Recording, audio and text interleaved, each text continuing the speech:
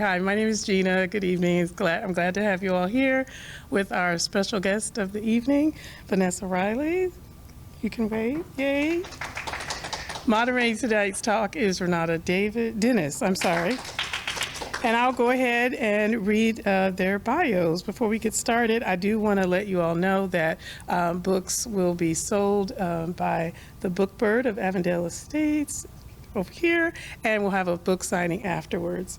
But yes, let's go ahead and get started. Renata Dennis is a clinical research nurse at Emory University of Medicine in Atlanta, Georgia. She has been a Jane Austen Society of North America member since 2008 and currently serves as the regional coordinator for the Georgia region. She is also a member of JASNA's board of directors and chair of the Equity, Diversity, and Inclusion Committee. And our author for the evening, Vanessa Riley, is an award-winning author of such books as Island Queen and Queen of Exiles. Riley's historical novels showcase the hidden histories of Black women and women of color, emphasizing strong sisterhoods and dazzling multicultural communities. Her work encompasses historical fiction, historical romance, and historical mystery, and have been reviewed by The Washington Post, Entertainment Weekly, NPR, Publisher Weekly, and the New York Times. Riley was named the 2023 Georgia Author of the Year Awards Literary Fiction winner for Sister, Mother, Warrior. Let's give a round of applause. And now, you turn it over to you. All right. So it's Dr. Vanessa Riley. Yes. And I want to start a little bit and talk a little bit about you first. What is your PhD in? Okay. My PhD is in mechanical engineering, an emphasis in materials from Stanford University. So the actual dissertation was something like laser deposited chromium metals. All right. Woo! Woo! All right. I didn't understand half of that, but that's okay. So how does a mechanical engineer end up doing Regency historical fiction, romance, and mysteries? And we'll talk about those in a minute. Okay. Well, I have to blame my parents because it's always their fault. I'm a nerd's nerd. So like you have normal nerds and then you have the nerds that hold the pocket protectors of those nerds. That was me. You name it, nerd camp, I was there, science club, debate team, math team, all those, every nerd gold medals, man. It's fun.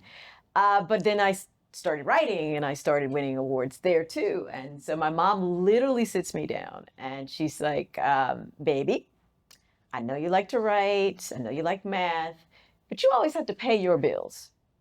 And at that time, somebody that looks like me, that's a woman in this industry with various, at that time I always still loved history.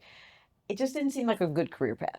So I went the engineering route and I have worked for NASA, I have worked for General Motors, I've done projects for Sun Microsystems, and Mama was right. Engineering does pay the bills. So I love that. But I do distinctly remember one of my bosses at GM came to me like, Vanessa, this report on die-cast manufacturing is way too interesting. But, just tone it down. We just need the bare facts, just bare facts. When you have a passion for something, it doesn't go away. And it'll find an outlet. And so I figured out how to just, people have this word called balance. I don't really think there is a balance. I think you're in the moment of what you're doing when you're doing it. And so for me, it was daytime, I'm going to work, come home, be a mom, be a wife, put them suckers to bed. And then from 10 p.m. to 2 a.m., I'm writing. And so that was my life pretty much till the pandemic. Yeah. All right. So I'm a robot. You talked about writing before you went to college. What were you writing then? I was doing essays at that point in time. I had started a book that ended up being my first book when I was in high school. It was Madeline's Protector. It was a Regency. For me, Regency was always an escape. So you have these technical sciences that use a certain quadrant of your brain, and then the other side of your brain needs stimulation. And I love Jane Austen's witty dialogue. Just the Regency, seeing people with these problems that weren't real problems, but were problems to them, were just so fascinating. So I'm reading, hair and all these different variants of like, I have to get married and I have to marry well, otherwise my sisters, and to me that was just, it was humorous, but then I could kind of see it because I'm from the South, and who you married back in the day was very, very important. It spoke to your economic, access. It spoke to who you were going to live near and these sorts of things. So I could see it. And so it was very, very interesting to me. So reading Regencies have always been an escape. And then you read enough, you think, I could do this. And I remember distinctly thinking I had done something really, really well with Madeline's Protector. I let all my friends read it, and they're like, girl, you got some here. No, I did not have anything there. It was horrible. Writings changes. You always have to be abreast of how people, even when you're writing historicals, the way you communicate has changed. The way people gain information, it's all changed. And so you've got to keep reading. You got to see what's going on. And then you go and take classes, and it's kind of funny because it was like I have like 4 degrees. What do you mean I got to take classes? No, you have to take classes. It's different. You get challenged in different ways, and you perfect your craft. So I'm doing the things that I think I've always was meant to do. It just took a really long route to get there. Okay. So you talked about liking the Regency period, and then you mentioned Jane Austen, of course. So as a Jasna person, I have to ask your Jane Austen origin story. What was your first novel, your favorite character? Favorite novel is Pride and Prejudice. That was the gateway drug. But then when I hit Sanditon, it was like, I am never letting this woman go. That's right. Because oftentimes when you look at the Regency, you see one story. You see only the high peerages, and it's always funny to me, high peerages, people having problems, right? You got all this money. What problems do you actually have? No, they have real problems, or at least that's how the books always go. But when you get to Sanditon, you see a wider scope. The richest woman of marriageable age in the book is Miss Lamb. She is a woman from the West Indies. And then you dig into Jane's background, and her brother was in the Navy. He's on ships that's literally pulling over slave ships and freeing people. That her father was the executor to an estate of a man who owned a habitation in, I think, Martinique or Aruba or something like this. So there is a true Miss Lamb. There's an actual Miss Lamb out there. I would love to find her. I would love to know what happens in her story. Jane, that's the one she didn't finish. I want to know what happens in her story. It's my searching for Miss Lamb I found so many other women. I found Dorothy Kerwin Thomas, which is from my book Island Queen. I have found the remnants of Queen Marie-Louise Covidal-Christophe, which is Queen of Exiles. Yeah. So trying to find her, I found all these other things, and I found relatives in various circumstances, going beyond Dido Bell, of where people of color have found a space and were accepted. I often say that, in these circumstances, money trumps race. It's actually easier to marry if you're in the same wealth class, someone of a different race, than to marry a governess. So all these books that saying a duke marrying a governess, that's going to be a stretch, because it's about marrying more money and keeping the money within the family line. So they're going to more likely marry somebody of equal or within the Ton structure. So for a duke to marry a governess is extremely hard, but we know we love those books and we eat them up. So you have, in front of this book, there are different types of novels that you have written, and you're still writing. So which came first? So I have category here of the Lady mysteries that we're going to talk about towards the end, the Rogues and Remarkable Women romances, Betting Against the Duke romances, and the historical fiction. And I am reading Queen of Exiles right now. And I was going to catch up with Island Queen, and then I still have to buy Sister Mother Warrior, plus the two that precede this. Yeah. So which came first? Regency Romance came first. So Okay. the Regency Romance series, so going back in time, it would be Madeline's Protector, which was a standalone.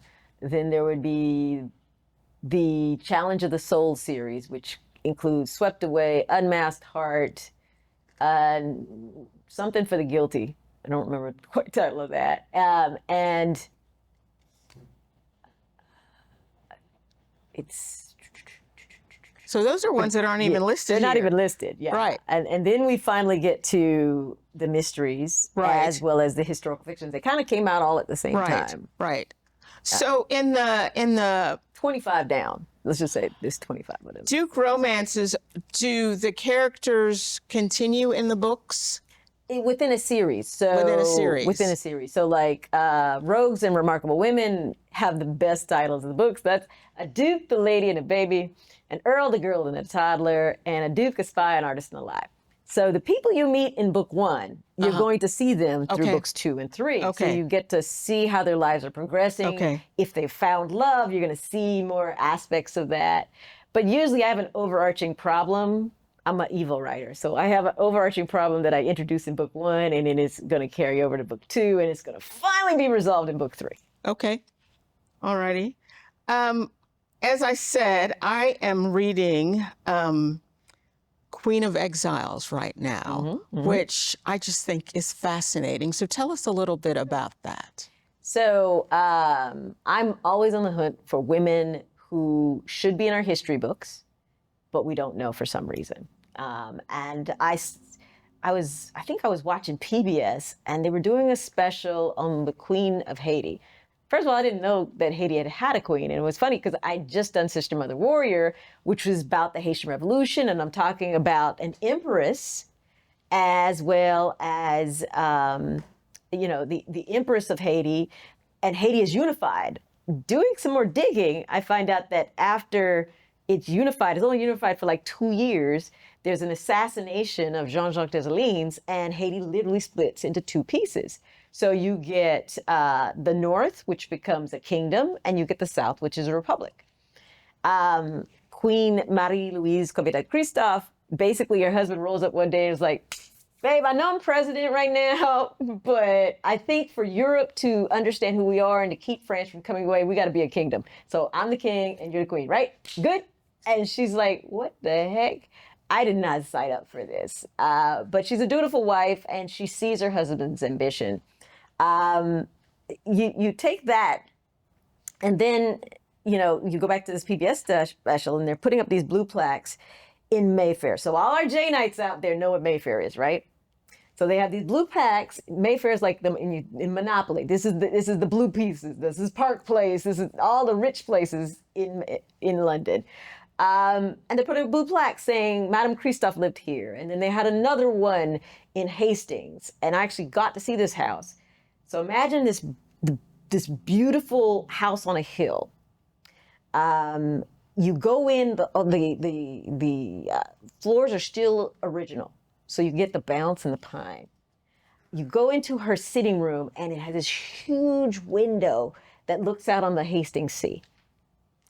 When Louise and Henri were first married, their first house was right there on the sea. And they had that house until he had to burn the house down, because that was the start of the last phase of the Haitian Revolution. France was coming on board. So it's like, for her to choose a house that has this window that's going to show you the sea, you know how memorable that is for her. So it was wonderful to be there. And then you go out through her garden, and you literally can walk up the hill and you can see the entire Hastings Sea. Ain't no way in hell, I don't care how great those abolitionists are, going to give a woman a house in Mayfair and a house up on the hill. Because these modern historians didn't do their homework. And they're just assuming, based on the color of this woman and the conditions of how they left Haiti, that they are going to be living in poverty. What they don't know, and if you do a search on the newspapers, was she had smuggled her jewelry out of Haiti in her clothing. But they were put up in one of the expensive hotels right on the Thames, and within 3 days, a maid steals their jewels. So she's got to reinvent her life from, oh, honey, I'm going to be queen, to, okay, I'm queen, to now our kingdom has fallen. I'm exiled with my 2 daughters in London. And my way of financing my world is gone. Well, she's very smart, but she does have friends. And she's able to retrace Henri's funding because, let's just be honest, Henri was a dictator, okay? So Henri is a dictator. And during those time frames, he's selling sugar to all of the world. But when you're a dictator, money comes in, half goes in your bank account, half goes into the country's treasury. So much so that they have to figure out how to divide the monies up. But when he dies, there's monies in transit. So his financial collectors have that money. So she's able to get that, reclaim that, and then she and her daughters live like a queen and 2 princesses for the rest of their lives. They go to Baden-Baden, which is the spa capital of the world. They go to Pisa, Florence. They have an interview with the Pope. I mean, there's so many things this woman did. And for modern historians to just take all that away, to me, was very hurtful. I had to write her story. And that's why in that book, I actually pulled a newspaper clip. It's like, dude, I'm an engineer. I can Google. I can go to the libraries and get on the systems and pull all of the British newspapers. This is not rocket science. It's just the unwillingness to think that this woman could have had a life beyond, to me, is very hurtful. So this woman and her daughters were basically living a Bridgerton lifestyle. Very much so. And the book, each chapter begins with the newspaper article. Exactly. And the chapters are based on what happened in the newspaper, and they're from all over. Mm-hmm. So the British newspapers online archive has everything. It has the papers from all of the different colonies, all the British colonies. So you're getting news from that. I actually did translate French from the Haitian records of what happened in the court. So you will see when the ballet, because Henri wanted everyone to respect the kingdom. So he would bring in ballet professors and they would do this during the court dances. He invited Prince Saunders, who at the time was a black man in the United States, very well degreed, comes in and he runs the education program. So you walk down the halls and you would literally hear these kids who are fresh off the plantation learning French and English in the classrooms. I want people, when they read this, to think, what would have happened if he'd lived? What would Haiti look like? The Republic, when they take over, they kill all the strongmen. So 5 years later, when France comes back, nobody's standing up. They're all gone. And the Republic leaders are really just trying to make sure the gains that they financially got are held. So they didn't care. They signed off on that document thinking, oh, the poor will pay this. We're protected. It's a tragic story. So I honestly, if Henri had lived, what would Haiti be now? I think it'd be totally different.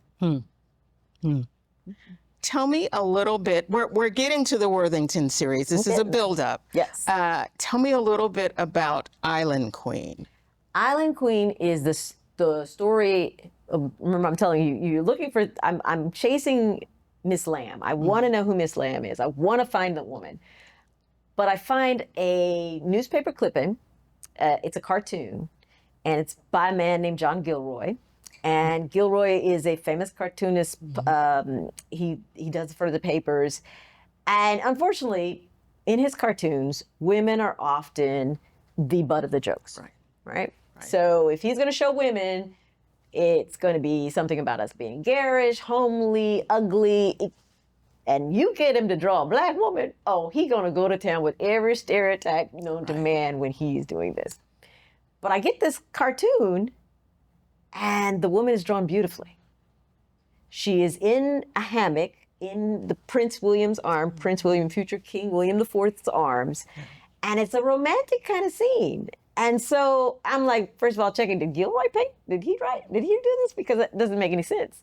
But then I realized Dorothy's not the joke in this picture. She's the tattle. This is what your prince is up to. You know, Prince William is the sailor king. He's the one that is actually in the military. They give him command of the ship because he's a prince. And he and his boys are hitting every brothel in the Caribbean they can possibly hit. They party so hard at a brothel in Jamaica that they break it. I don't know how you break a brothel, but he broke it. He had to pay for it the next day.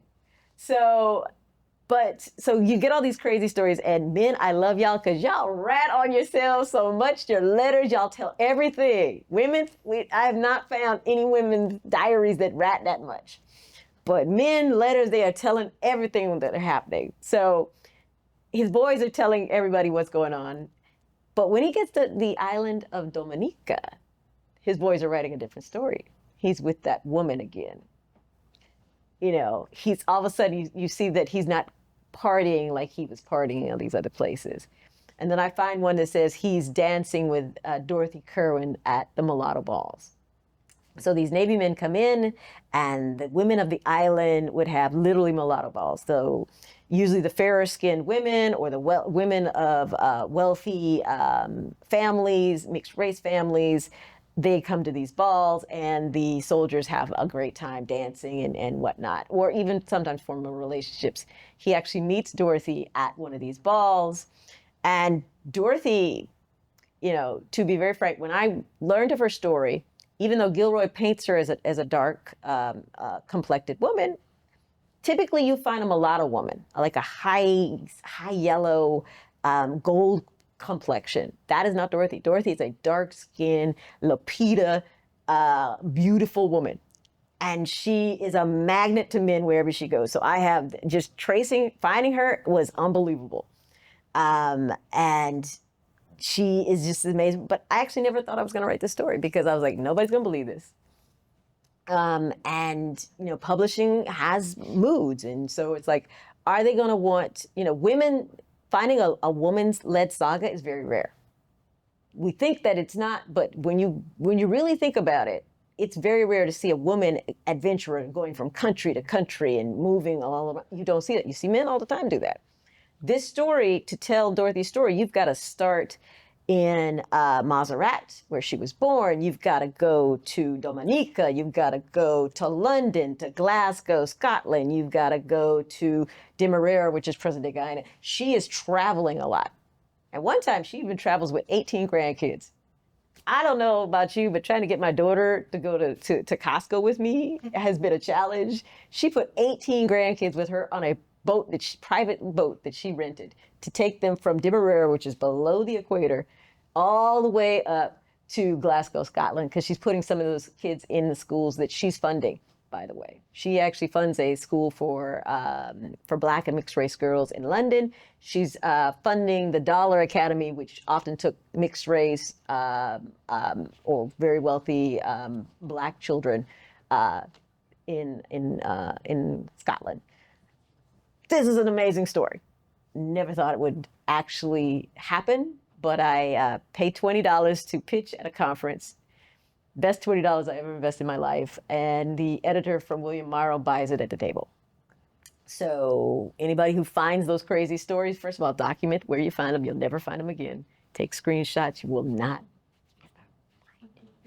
And then actually believe that you have a story to tell, because that was part of my problem. I did not believe anybody wanted to see this or that they would believe it. And so changing my life, paying the $20, which I was very grumpy. I didn't want to pay $20 because I paid so much to go to this conference. Y'all know how conferences are. Yeah. They nickel dime you, and then now y'all want another $20. Yeah. But it was really my head saying nobody wants to buy this story. They love the romances. They could buy the romances, but this historical fiction, they didn't think that was possible. And the world has changed. So I'm very happy I spent $20. So how do you get from these two real women to Lady Worthington? Okay. When I started in romance, right? And so romance, I love it because two people finding each other and, they're better together. I love that kind of story, right? And then historical fiction, I find a real person and they're doing these great things that people need to know about. But then sometimes you just want to kill people. I don't know about you. People get on your nerves. And sometimes you want to kill people. And then sometimes you find pieces of history that don't quite fit. So when I'm researching Haiti for Sister Mother Warrior, I come across this crazy thing. All the abolition movements in the world stop when Haiti becomes free. It's kind of like, we were good with y'all being free. But now y'all want to run something. I don't know about that. And so the world has anxiety. Can you imagine William Wilberforce, Hannah More, all the founders of the abolition movement are literally in basements of churches trying to figure out what their next move. They don't know what to do. And I'm like, that is really cool. But we do know the world starts moving because legislation starts so this is 1806 legislation. The first one gets passed in the middle of 1806.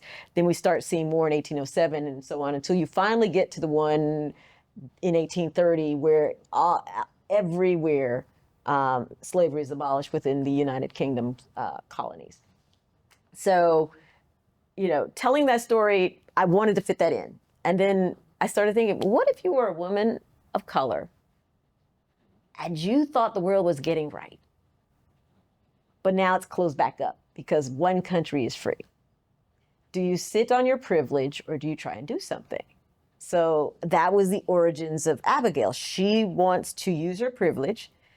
She's a mixed race woman. She's half Scottish. She's half Jamaican. She married extremely well. Oh, by the way, her husband kind of just ditched her and left after she left. So she's on her own. She's, having to navigate things. And she wants to get the world started, but she's like Jessica Fletcher. Everywhere she goes, somebody dies. And, Jessica is a serial killer, just in case you didn't. Jessica Fletcher really is a serial killer, because how could you go everywhere? She went to writing conferences and people are dropping dead. I don't get this. But that's Abby. And she's a puzzler. She's inquisitive. She wants to figure out what's going. So that's her catnip. And it kind of it's a way of getting away from her present day problems. So figuring out and solving and bringing justice is a way to escape her present day. So that's how we get to Abby. And for those who study the abolition movement, particularly in the UK, it was bumps and roads and compromises of this sorts of things. And then sometimes people who you think are heroes actually had villainy moments because they were trying to get these bills back. It's like a whole, so I want to explore that. But that wouldn't fit necessarily in a historical fiction. It definitely wouldn't fit in a historical romance. So I'm like, that's part of her subplot in these historical mysteries. All right. So to the present book, and are we calling it Berkeley or Berkeley Square? I'm Southern and I mess up everything. Okay. They stopped. Like, so you have, when your publishers will come to you, okay, we need you to pronounce these words. They stopped doing it. Okay. They just like, go get your own experts. I wrote it, it's spelled properly. It's spelled right. So is it Berkeley Square in Britain? Does anybody know? I don't have my other folks here. I think it might. Iconic says Berkeley Square in his song, but I don't know if that's Right. Anyway. He's from New Orleans. Yeah. Oh, well, yeah, see, he's from New Orleans. That's another Southern. This is the third mystery. Very mystery. Tell me a little bit about Lady Worthington. She's got an entourage.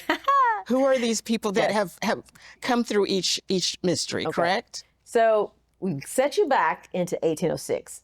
A woman's role is limited. What she can do is limited. So I have to put her in a network of people. So the first thing is she's got to have access to knowing people's financial records, because sometimes the motivations are financial. Her father owns a solicitor firm, which is kind of like the people who manage the money. And she's got one of her friends that she grows up with is one of the head solicitors. He has a great thing with widows. He can get money out of every widow known to mankind. He's that schmooze, smarmy kind of, but he's good. He's a good guy, but he's a fool. So he's the money man. So that's one of them. You don't see him in book 3. Okay, I was going to say. Because you see him at the end of book 3 because he is with everybody. They are, Is this Wilson Shaw? Wilson Shaw. All right. Okay, so you see him at the end of the book because he's in Cheapside. That's where everybody's trying to get to for the Christmas celebrations. Okay. All right. So the Christmas celebration. So we have our way of accessing money. Everybody needs a math nerd cousin because you got to just have somebody to be able to equate the odds of living. How many of you are going to live in this situation? So that is Florentina Sewell. That is her best friend. All right. She is humor. She's reality. And sometimes she's the better angel trying to keep Abigail from screwing up or doing something that's going to cause problems. So that's Abby. And then one of the biggest aids is medical information. A woman during that time frame, they wouldn't allow you around the body. Even the funerals, women aren't actually supposed to go to the funerals. right. So the men would go to the right. funerals, and the women are part of the wake, or the wake. There's a special word for it, but they don't actually go to the burials. And so having her neighbor, retired Commander Stapleton Henderson, as a man with medical knowledge, with access. He's of the upper ton, so he can, go into places that she can't actually force her way into. That gives her this complete set of getting everything. And of course, she has a mentor, Lord Duncan. He's the magistrate. He, kind of allows sometimes her to linger, and he'll give her information and things like that because he knows how smart she is.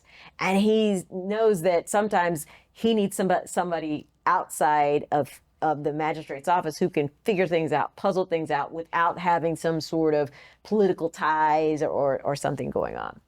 All right. So then there is Mrs. Smith, who's the housekeeper. Yes. And Miss Bellows, who's the personal maid. Yes. All right.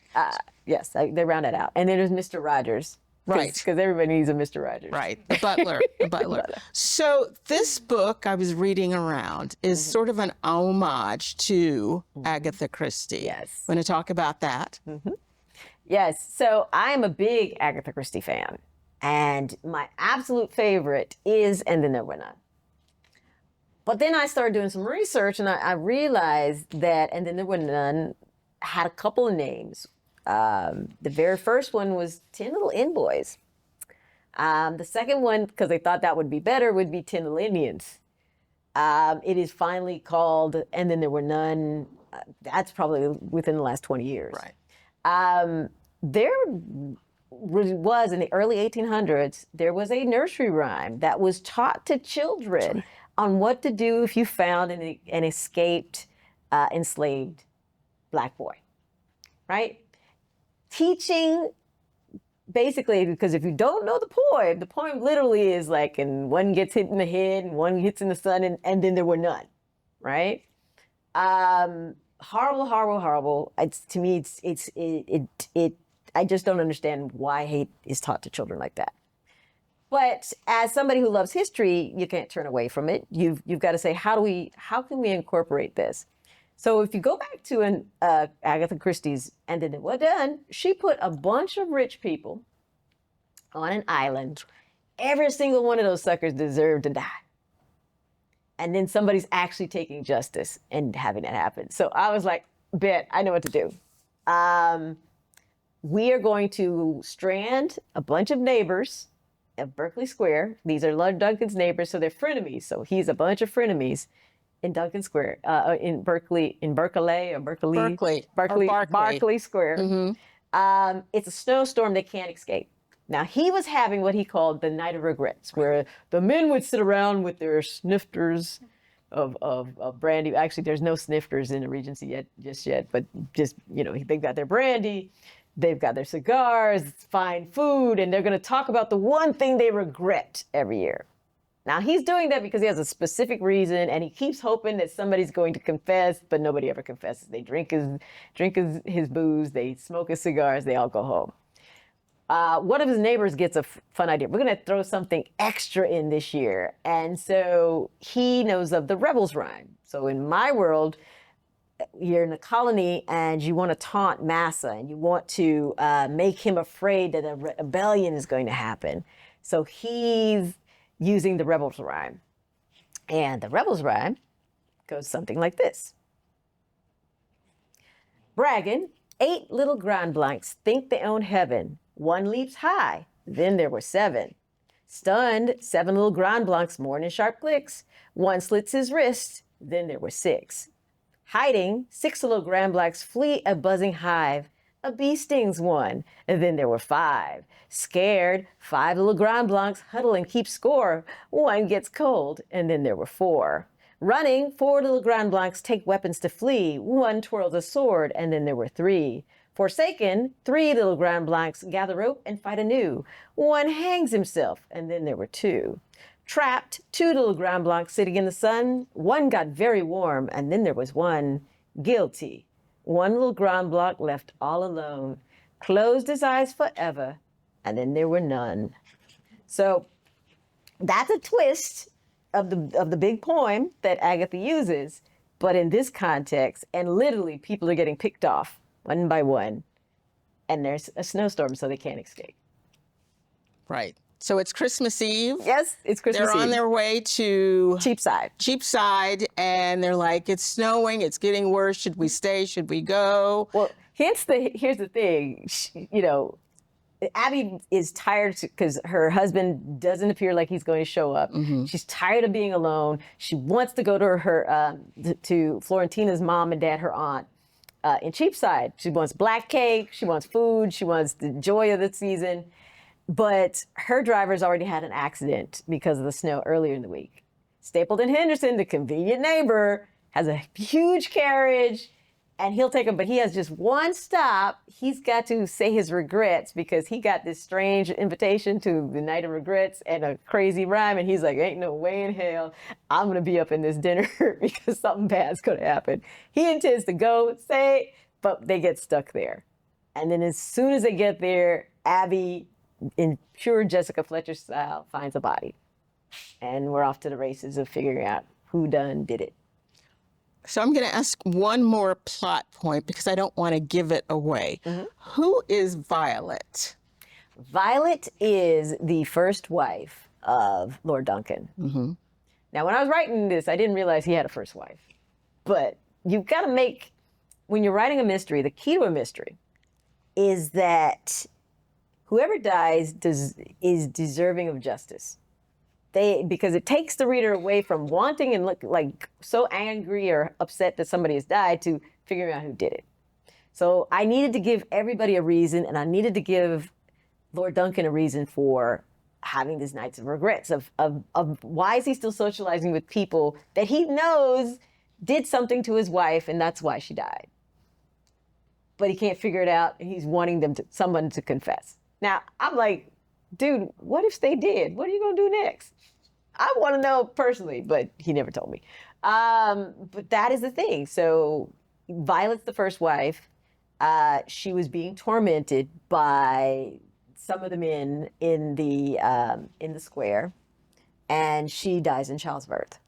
Now, women during that time frame, childbirth is an extremely dangerous activity. The survival rates are not good. So if you're under stress, it can definitely have bad outcomes. And so he wants to know what happened. So you will find out about Violet and what happened and who's really guilty. So when I picked up the book, and you see, I read it very carefully. There are a cast of characters in the front because there are a lot of people. Mm-hmm. Sort of like the Russian novels where you have to figure out, all right, who is who. And I get to a page, I think it's page 2, where it talks about maybe the pressure will make him crumble and he'll dare to talk honestly about dear Violet. I'm like, where's Violet? I don't see Violet here. Where is Violet?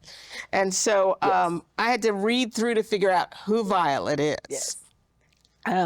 The other thing that happens, of course, is that naughty author behavior. So naughty author behavior. So sorry. It was good. It was good. I had to figure out who she was. At the end of each chapter, as Lady Worthington is figuring out what's happening and who's done what to whom, there's a summary where, all right, this person is dead, and these are the suspects, or these aren't the suspects. So it's very thoughtfully laid out like an engineer.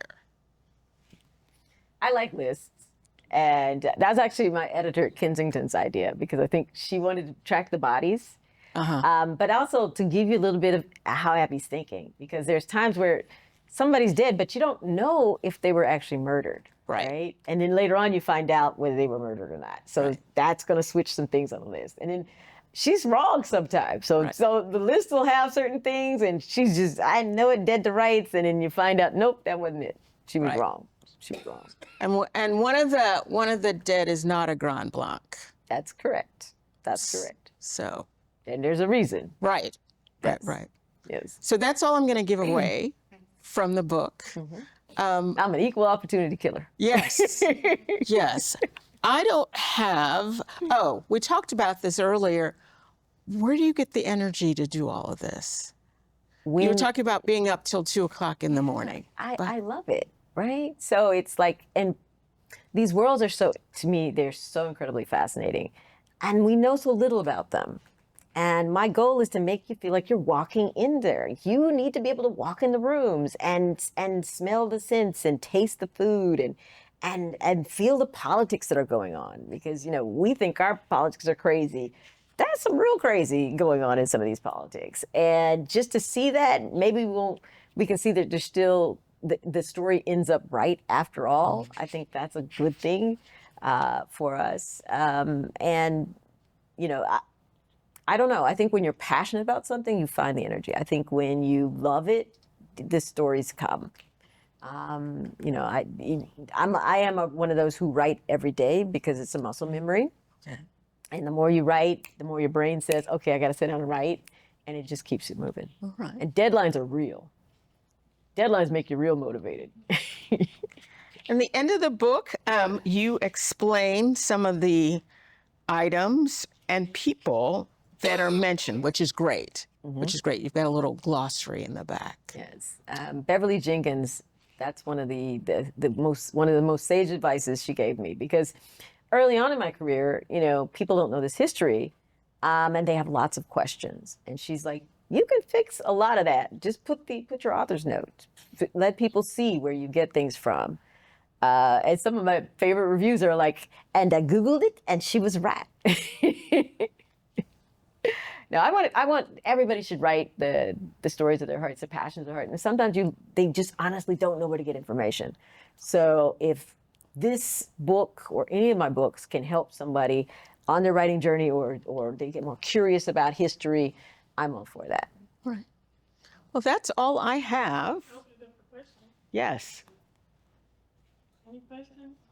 Well, it's not really a question, it's a comment. I've read all areas, the romance, the histories, and the mysteries, and what I think is genius about Vanessa is that she takes a time period and knows everything, from the food, the dress, to the politics, to the demographics, to everything, inside and out, world leaders, and it spreads it across those. I've read writers before, and you know, they'd write a contemporary fiction piece and a historical piece and a romance, but they were disjointed. Not that they weren't good, but when you read your books, you get the whole picture after you've read all three genres. Yes. And they're great. And I mean, with each book, I learn more and more and more about that time period. And I know she's an expert because Hallmark knows she's an That's expert. right. They hired her to be a consultant. That's on right. the That's movie. where we were going. Yeah. So, you know, she knows her stuff. So I sat in on an interview with the woman that did Sense and Sensibility in New Yes. York about a month ago. Yes. And she talked about how you said, no, the clothes are like this.